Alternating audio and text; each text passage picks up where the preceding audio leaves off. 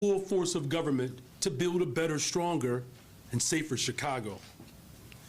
It literally takes all city departments and sister agencies, including our police department, working in partnership with business, labor, faith, community organizations, state and federal partners, and the people of Chicago to create lasting peace and safety. Superintendent Snelling also understands the need for compassion and service. He will continue improving the morale in the department by listening to our officers and creating policies that support their mental health and their ability to do their job.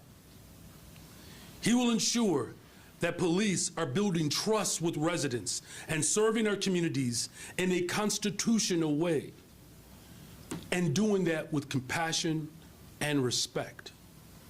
And the third, competency. We already know that Superintendent Snelling is a proven leader with nearly 3 decades of experience with the Chicago Police Department. He has risen through the ranks, starting as a patrol officer until his most recently as serving as chief of the department's Bureau of Counterterrorism. He is deeply rooted in the values of our city. I'm confident in his ability to further unify our police department as well as our communities and help me build a better, stronger, safer Chicago. The challenges we face in this city are complex and multifaceted. Achieving real community safety is in every single neighborhood. It is an enduring mission. It is an incredible responsibility, and we as a city cannot thank Superintendent Snelling enough for answering the call to serve. Thank you, Superintendent Snelling, for stepping up. I look forward to the work that we will do ahead. And now, it is my honor to bring to the podium the new superintendent of the Chicago Police Department, serving the greatest freaking city in the world, Superintendent Snelling.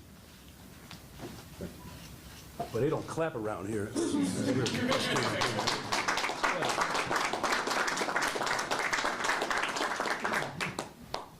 Good afternoon. Good afternoon. And thank you for that introduction, Mayor Johnson. Also, thank you, Interim Superintendent Fred Waller, for those kind words.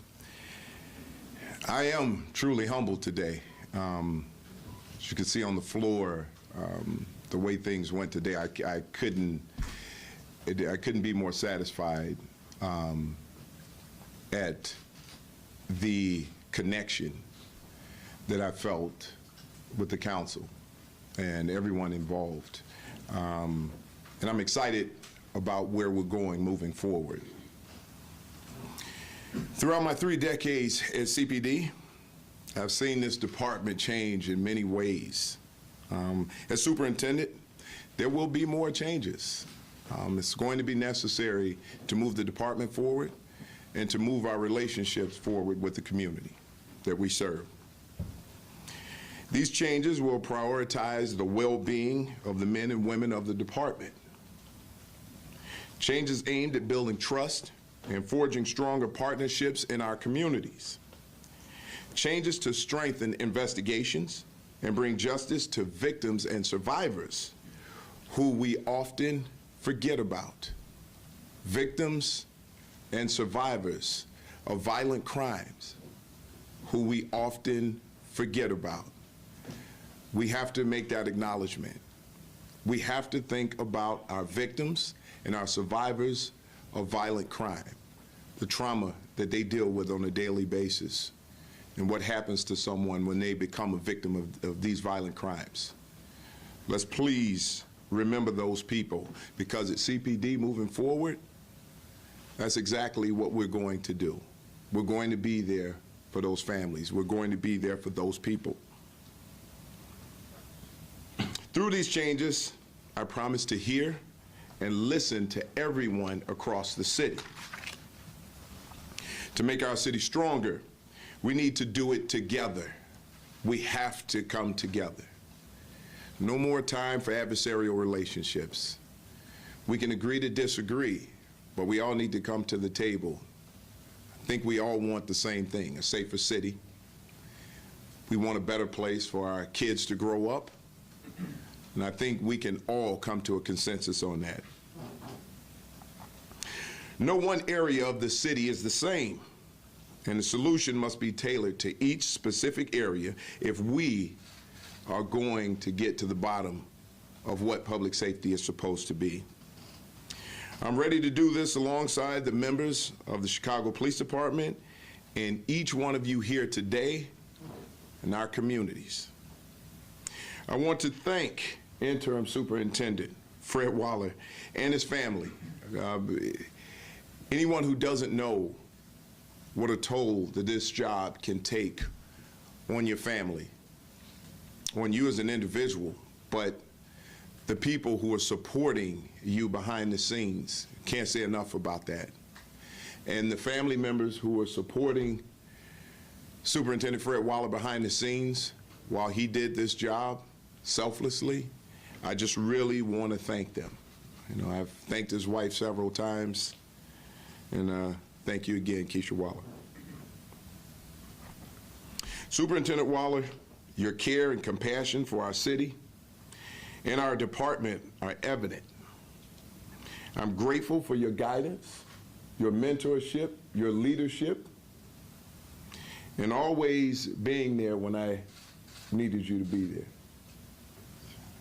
As I said before, and I'll say it to my last breath, I would not be here without Superintendent Waller. Superintendent Waller saw something in me that, again, I probably didn't even see in myself. I've always thought about doing the right thing, but he always told me, you need to be in a bigger place. And here I am, and thank you for that.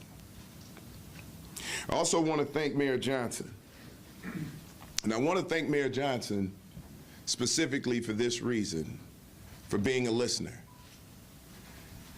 If we don't listen, we don't hear each other. If we don't hear each other, we're not listening to each other. And we never get anywhere if we do that. There's no way we move forward as a team if we don't listen to each other. And Mayor Johnson, I thank you for that leadership. I thank you for listening. I thank you for hearing me. And I thank you that even as the mayor of Chicago, when you don't have to, you listen. You've always been a gentleman. You've always accepted the things that I've said to you.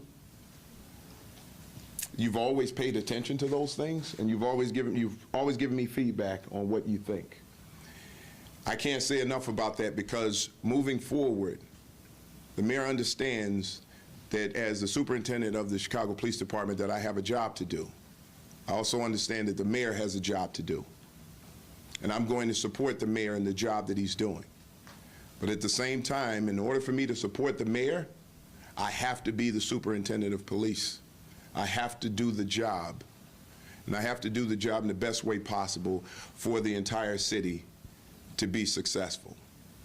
So I'm looking forward to working with you in the future and your administration, Mayor Johnson, because your administration, I have to say, I just can't say enough about them.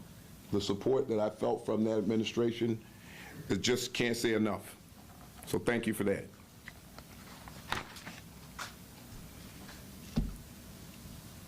Anthony Driver, President Driver, can't say enough about the way that he has led the commission, the great work that he's done, and he's quite impressive. Also, a young person of Inglewood, so I can't call him the son of Inglewood, I'll just call him the nephew right now. So I can't say enough about the work that you did, and I really appreciate that. Ramel Terry, the job that you guys did on the commission, I just can't say enough. Like I said before, they raked me over the coals. They wanted to make sure that they had the right person for the job. Some stiff competition, great people who put in for superintendent, and again, I can't tell you how blessed I am and how I feel about being here right now amongst all of that competition. So thank you again. But I've got to say one thing before I leave. We talk about collaboration. on a daily basis within our police department. We talk about working with community and community groups. This morning, one of our best community leaders that you can ever think of passed away this morning. Her name is Joyce Chapman. Joyce Chapman was a pillar of the South Side. And there wasn't anybody over there who didn't know her name. She could talk to anybody, didn't matter where they were from, what they had done in their past. Joyce Chapman embraced everyone. And when you went to a function that Joyce Chapman put together, not only did you know you were going to have fun, but you also knew you were going to be safe. Joyce Chapman is seriously going to be missed, but I guarantee you she's left some marks behind that people are going to learn from and follow. So for all of the other Joyce Chapmans out there, please continue to do the work that you do, because you leave a great mark on communities, on neighborhoods, and on society as a whole.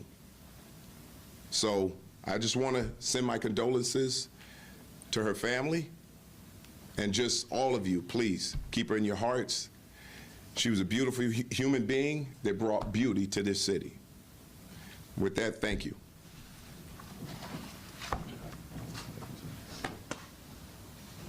Okay, this is an opportunity for questions at this time. Go on topic to start. Superintendent Snelling, congratulations. Obviously, big challenges ahead of you, especially with what Alderman Hopkins was talking about with the increase in armed robberies, a big armed robbery spree, carjackings. He spoke about there's new thinking that's required. So what kind of new thinking can you bring to the table that can immediately address the situation of the armed robbery spree and carjackings? So there are several things there. One, we're working on a lot of things already. And I can tell you the Detective Division, along with our officers, are doing really hard work in apprehending these subjects, but also to try to prevent it. Technology is going to be a huge part of this. We have to utilize technology to make sure that we're able to track these individuals. We also have to look at crews, repeat offenders, and we have to now start talking, collaborating with our lawmakers in order to hold people accountable for these types of violent crimes. We all know that robberies could lead to something higher. So we want to make sure that we keep the city safe in this way. We're also going to have teams that we put together just to focus on these particular types of incidents. This will be the focus. So we want to make sure that we keep our community safe. Superintendent, congratulations and good luck. This afternoon, you apparently had an officer injured during a police pursuit at Peoria and Cermak. What's your position on the city's no chase policy, and do you think officers need additional training on it? Our officers can always use additional training. Our officers can also use additional equipment. One of the things that we have to understand, and the predicament that our officers are in at this time, is when we look at liability issues when it comes to vehicle pursuits, we think about the sanctity of human life first. So sometimes if we have someone that we're pursuing and they're reckless, and the officer knows that there's a possibility that this person could crash into someone and take someone else's life, that officer makes that decision by weighing the balancing test. You know, is the risk to the public at that time worth attempting to stop this individual? That liability lies on the officer, not the person being pursued, not the person who has committed the crime. So our officers have to worry about several things when that happens. But the first thing that we think about is the preservation of human life. Yeah, hi, Lee Chung Greco with Cranes. This is a question for both you and the mayor. Obviously, you're aware of the budget shortfall. I'm curious if there are any areas of CPD where you could make cuts, or as you guys like to call them, efficiencies. Are any of the 1,500 vacancies on the table at all for FY24? Thank you for that question. You know, look, The reason why we're all thrilled about Superintendent Larry Snelling's leadership is because he understands that we have to create a department that is prepared to live in the 21st century.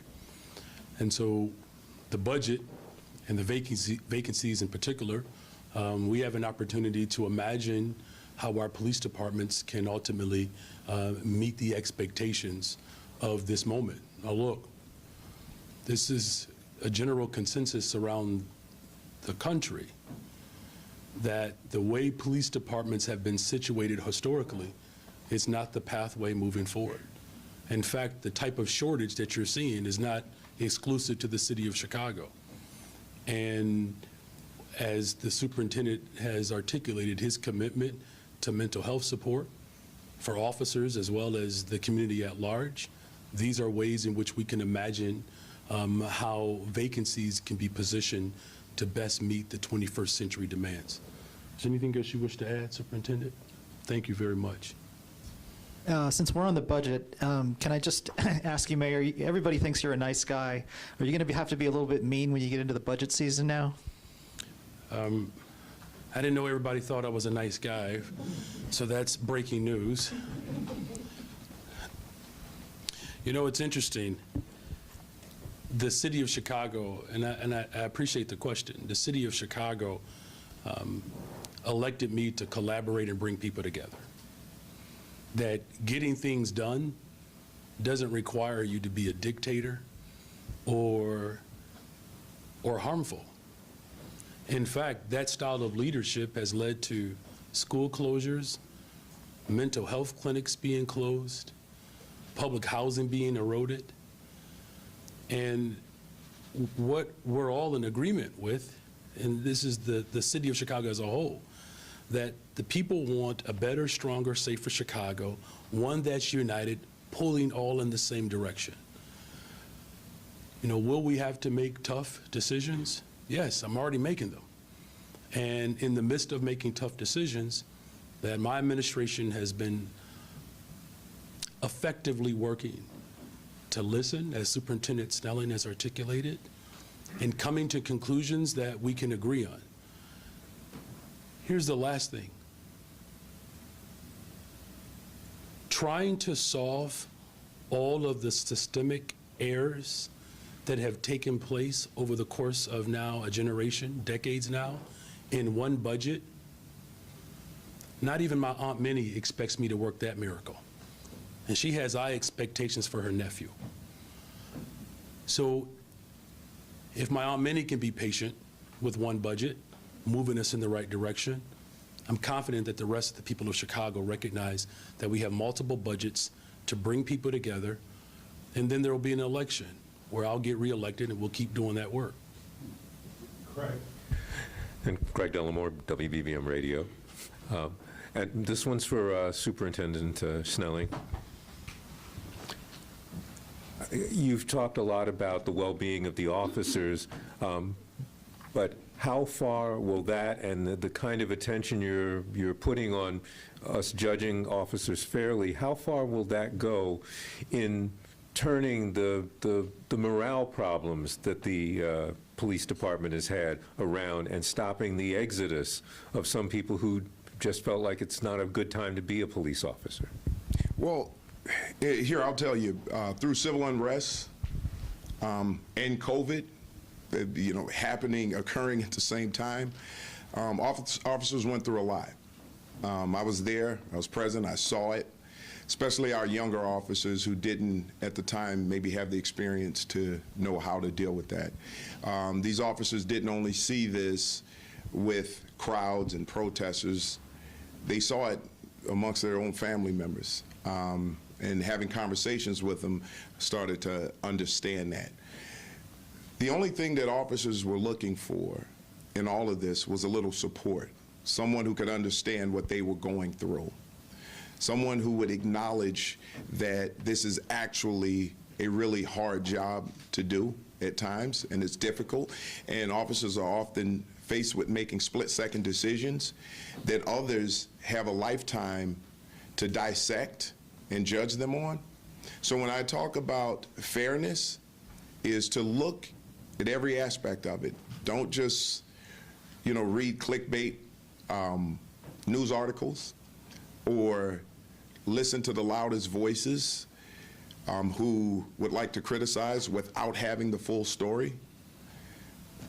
I think officers understand that when they make mistakes that they can and will be held accountable. And I can tell you across the board, most officers and the majority of officers that I've dealt with understood when they've made mistakes that there's an accountability to that. However, whatever the penalty is, it has to be fair. It has to be commensurate with whatever the infraction was.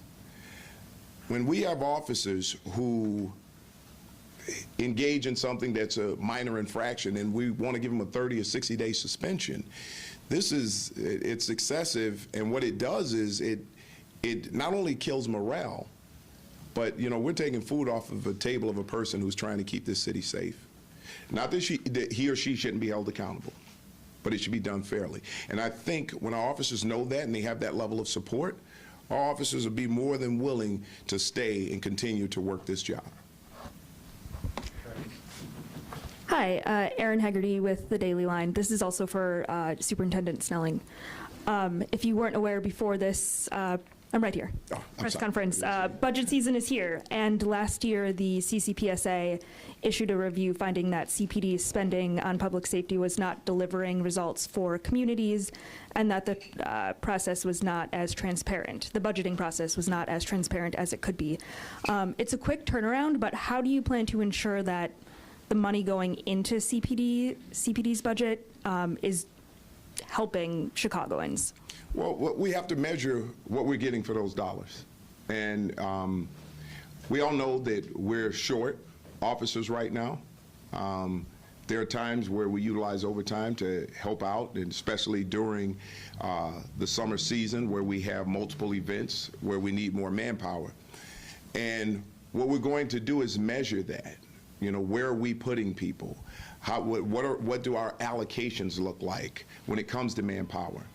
Once we make those proper assessments, then we know where we can trim some things or where we have to beef some things up. So there will be transparency. There's a new administration here. So I'm working under Mayor Johnson now.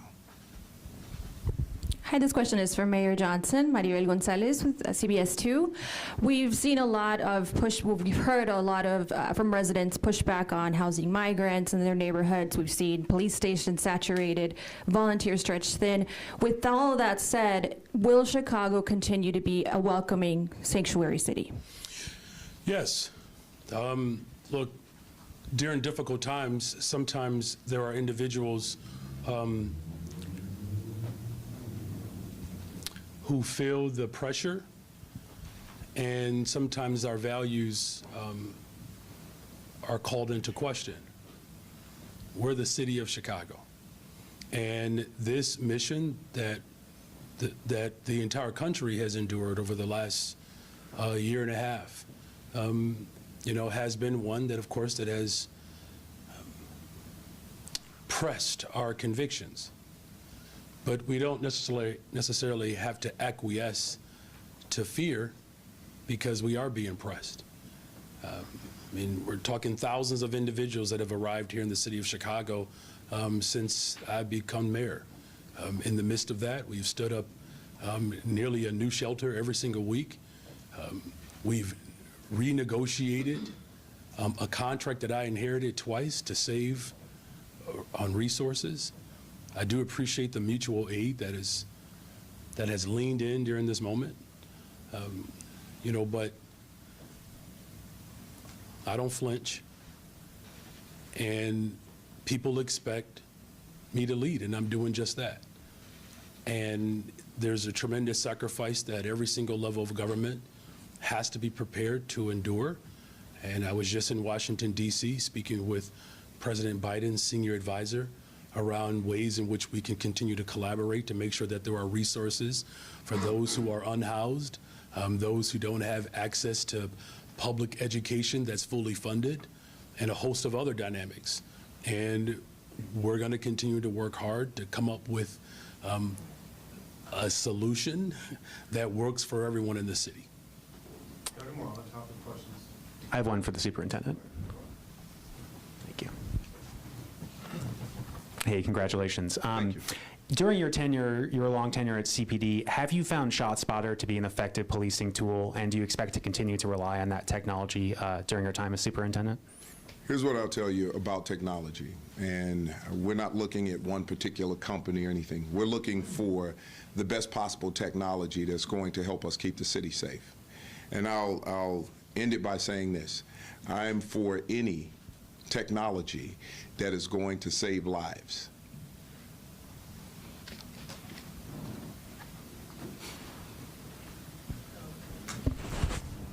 Hi, Superintendent. Congratulations. I'm Jim Daly with Southside Weekly. Thank you. You said that officers who make mistakes will be held accountable, but the penalty has to be fair. Do you generally believe that COPA's process and findings is a fair process for officers? And, if so, can you commit that in the event during your tenure that COPA ever recommends separation for an officer, that you will support that ruling? Well, to say that right here would be kind of irresponsible. This is something that I would have to review. And I'll tell you right now, if there's something that is a recommendation where I believe that that officer does not belong on this job, of course, absolutely, I would agree with that. Listen, we've all seen, not just here in Chicago, but across the country, not every police officer, not every police officer who's employed by a police department is there faithfully. And if we have officers amongst our ranks who are not here faithfully, and we know they're doing more harm than good, then yes, we want to remove that officer. The reason we want to remove that officer is because the majority of our officers go out there every single day and put their lives on the line. We don't want to protect an officer who does not have the best interests of the city of Chicago and the fellow police officers in mind. So yes, I would absolutely remove that. Now, to the first part of your question, when I talk about fairness in how we judge an officer's actions, we need to be educated on how an officer is trained. There are three things that we need to take into consideration. We need to look at training, the law, and policy, and how those three things come together. Then we need to look at split-second decision-making that an officer is often faced with doing. So once we are educated enough to look at that and look at all facts involved, then I think we can make a better decision and judge how that or what the penalty should be for an officer who has an infraction. Hi, Superintendent. Heather Sherone, WTTW. How are you, ma'am? Only 5% of the consent decree is in full compliance. Another 60% is in preliminary compliance, and 23% is in secondary compliance. What level of full compliance will you be satisfied with on this day in 2024? Well, here's what I'll tell you. There are several, and this is what needs to be understood about the consent decree and when it comes to those levels of compliance. That first level of compliance can take a very long time. That's policy. The second part is training, which can also take a long time, and only then can we get into full compliance. So I've spoken with the monitors. We've had some very productive conversations about moving forward on this consent decree and trying to get things move forward a lot quicker. Right now, I can't really give you a percentage, but I would like to see a significant increase between this year and next year at this time. So we will be working hard to move forward on that. Good afternoon, Superintendent. Sam Charles from the Tribune. Congratulations again. Thank you. Speaking of judging officers fairly and looking at the full scope of the allegations against them, do you agree with the FOP's position that officers accused of the most serious misconduct should have the option to have their cases adjudicated by a third-party arbitrator behind closed doors? Here's what I'll tell you about officers and infractions, punishment. I believe in transparency across the board.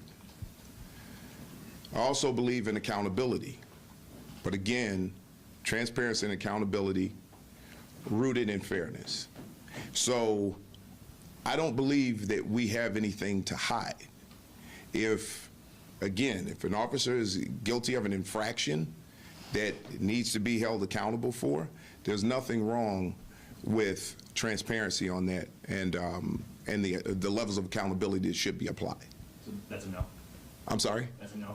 You don't agree with the FOP? Listen, when I talk about accountability, because this is just a suggestion. This isn't something that's written in stone right now, right? This is up now before arbitrators. Right now, I believe in transparency and accountability. It's that simple. Now, the rest of that, I'll let that play out. Whatever happens, we will have accountability and transparency amongst our ranks and amongst our officers in the Chicago Police Department. We have time for a couple of topic questions. Go ahead, Alex. You can go first. I have an on-topic question. Mac Niederman with Block Club Chicago. Congratulations, Superintendent. Last time you spoke to us and throughout the day, you mentioned improving officer wellness to be one of your top priorities. Block Club has reported about the suicide crisis amongst officers and that there are only 11 licensed clinical physicians for the almost 12,000 officers in the police force. Given that this is your top priority, what do you specifically plan to do on day one to start improving the infrastructure for mental health resources? Well, the first thing we have to do is start looking at time off for officers, time spent with their families. We have to start looking at overtime issues and day off cancellations. Those things, I think, are going to be the start for officers, just to have that time to wind down, spend time with their families. And we would welcome the opportunity to bring in more clinicians to help out. EAP, just expanding the number of people that we have there. So there are 2 centers, one on the north side and one on the south side, that just opened for officers in dealing with wellness and suicide prevention. So we just need to push our officers more into that direction and show more support. All right, last question. Alice Yoon of the Tribune. Congratulations, Superintendent, but this question's for the mayor. In terms of the plan to move migrants out of the police stations, obviously Garda World has a history that concerns some immigration advocates. Can you walk us through your administration's decision, how you weighed those concerns when deciding to sign the contract? And what is the deadline to move migrants out of police stations? Well, we're moving migrants into brick and mortar at a rate that is expedited, right? I mean, we've stood up multiple shelters. We're pretty much averaging a new shelter every single week. And so, as I've said repeatedly, the mission, particularly at this juncture and phase of my administration, is to continue to move people out of police stations. And, as far as this particular contract, my administration has had very thorough conversations with Garda World, and the concerns based upon the allegations that have been provided, we don't and we will never tolerate the violation of anyone's human right, and that is front and center for me, and I'm grateful that we have a collection of people all over this state, because this is a question that was asked earlier. We are a sanctuary state. We are a sanctuary county, a sanctuary city. I believe there are over 500 sanctuary states, counties, and cities around this country. This is a dynamic that we're all working to solve. And, the political dynamics that have provoked this moment, it's incumbent upon all of us to continue our work and the sacrifices that we all have to make to ensure that families get a chance to resettle and really experience comfort here. And so all of those allegations that have been presented, I take into consideration all of those dynamics, but just rest assured that as a city, we will not tolerate any harm or any violations of someone's human rights at any time. So thank you all very much. Thank you. Thank you. Appreciate it. Well done. Thank you. Appreciate it. About that. Survivor.